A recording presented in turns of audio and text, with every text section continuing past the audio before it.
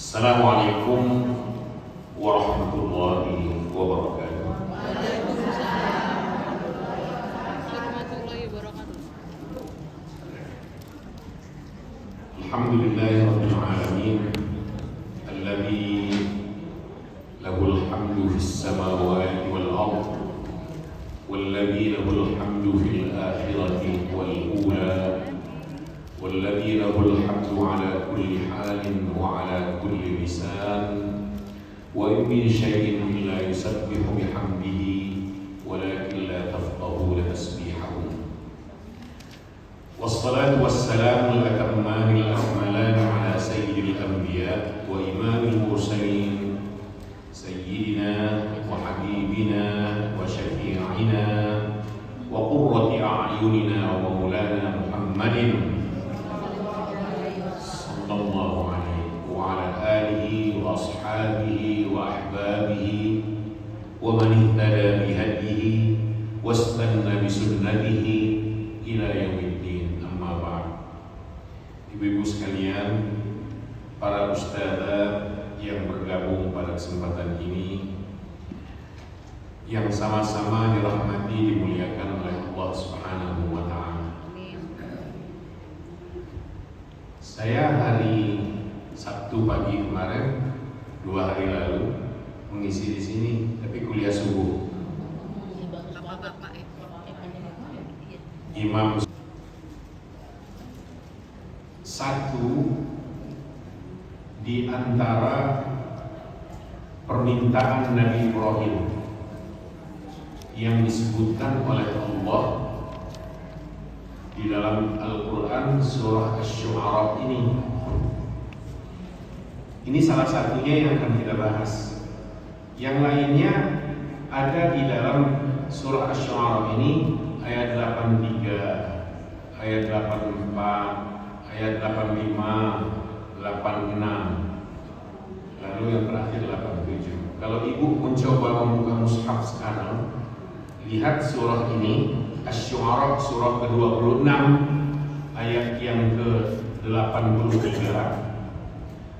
Ibu akan melihat permintaan Nabi Ibrahim yang pertama dan yang kedua apa? Rabbi habli hukman wa alhiqni bis shalihin. Itu ayat yang ke-80. 80 berapa? 3, Pak. 83-nya. Nabi Ibrahim minta, ya Allah, ya Tuhanku, Rabbi habli hukman, beri aku ilmu. Hukman itu ilmu. Hukman juga diartikan kenabian. Hukman juga bisa diartikan Al-Quran. Tapi nggak mungkin Ibrahim minta Al-Quran.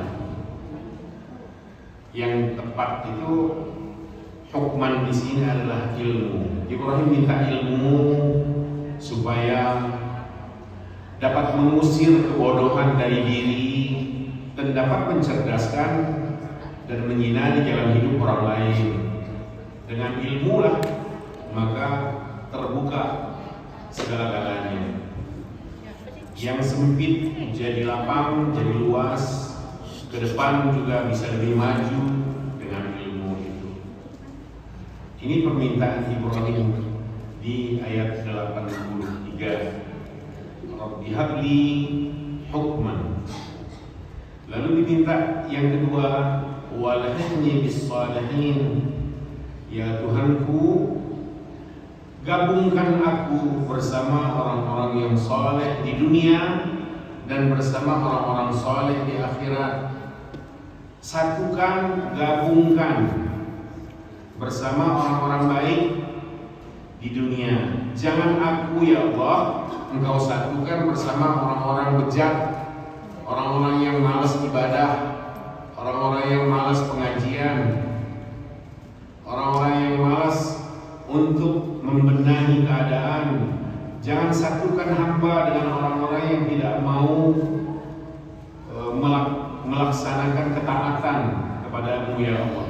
Gabungkan hamba bersama orang-orang yang saleh, baik di dunia maupun nanti di akhirat. Berarti gabungkan hamba ke dalam surga. Lalu Ibrahim minta, waj'alni min warathati jannatin na'im.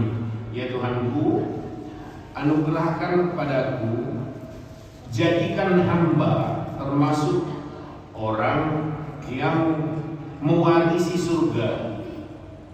Kenapa disebut mewarisi? Karena surga itu milik Allah, dan Allah akan mewariskannya kepada orang-orang yang berhak untuk itu. Maka diistilahkan oleh Al-Quran mewarisi. Semua manusia itu sebenarnya punya jatah surga.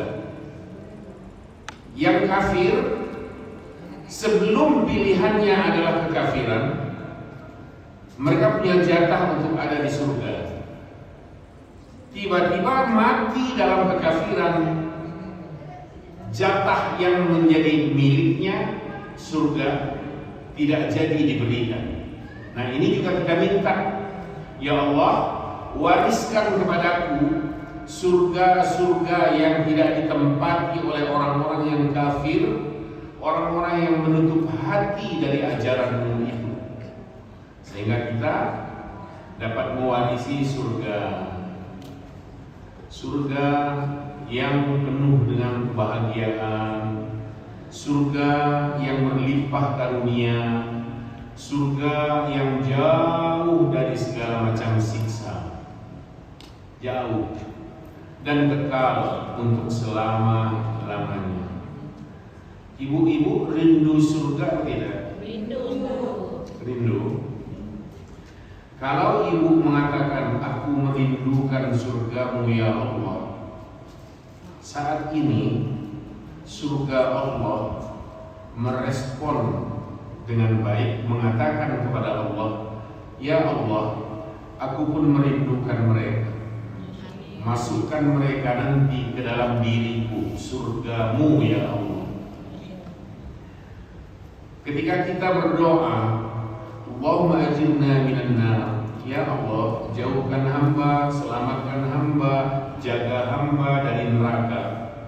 Neraka merespon itu, mengatakan, ya Allah, jauhkan hamba-Mu itu dariku. Jangan mereka Engkau masukkan ke dalam diriku. Aku tidak suka mereka dan aku tidak mau menerima mereka. Aku di sini maksudnya neraka. Neraka menolak karena permohonan kita, ya Allah, jauhkan hamba dari neraka. Jadi memang berbalas. Apa sih yang tidak berbalas? Kita berbicara berbalas, kita bermohon berbalas, kita minta sesuatu ada balasannya, kita berbuat baik ada balasan apa tidak? Ada. Coba dengar. Kalau saya mengatakan Assalamualaikum warahmatullahi wabarakatuh, jawabnya?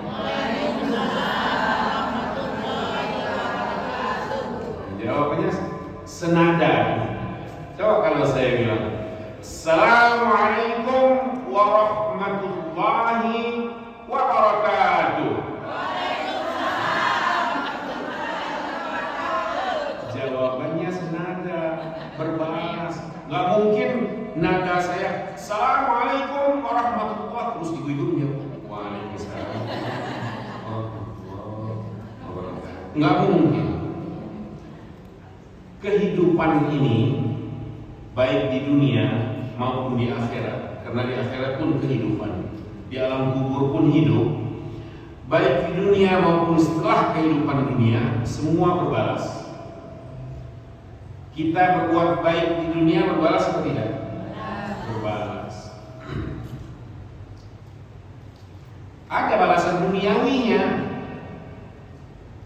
Orang berbuat jahat di dunia, ada balasan dunia enggak? Ada. Tapi belum sempurna balasannya. Belum. Kalau kita membohongi diri sendiri, ada balasan kita rasakan. Iya kan? Kita dikejar-kejar oleh dosa kita sendiri. Tidak ada ketenangan, tidak ada kenyamanan. Karena ulah kitanya berulah. Macam-macam dalam kehidupan. Akhirnya berbalas. Ada balasan itu, bukan tidak punya balasan. Hanya saja sekali lagi balasan itu belum sempurna. Lalu masuk kubur, mati, berpisah roh dari raga kita. Di alam kubur, orang yang berbuat baik di dunianya dapat balasan apa tidak? Balasan baik apa tidak? Dapat balasan baik. Orang yang berbuat dosa dalam hidupnya di dunia lalu mati, di alam kuburnya dia merasakan balasan apa tidak? Ada balasan. Tetapi balasan itu pun belum sempurna. Pertanyaannya, kapan balasan sempurna? Ngobrol aja sih. Kapan balasan hadir secara sempurna? Jawabannya Ya, hari kiamat. hari kiamat. Maka di dalam Al-Quran surah Ali Imran ayat 185 ada kalimat kullu nafsin dha'iqatul maut. Setiap yang bernyawa pasti akan merasakan kematian. Wa innama tuwaffawna ujurakum yaumal qiyamah. Balasan untuk kalian baik maupun buruknya hanya akan disempurnakan pada hari kiamat. Kalimat ini artinya kalian di dunia sudah ada balasan, baik kalau baik, buruk kalau buruk, tapi belum sempurna. Ketika di alam kubur ada balasan, baik kalau baik, buruk berbalas keburukan juga, hanya saja belum sempurna. Kapan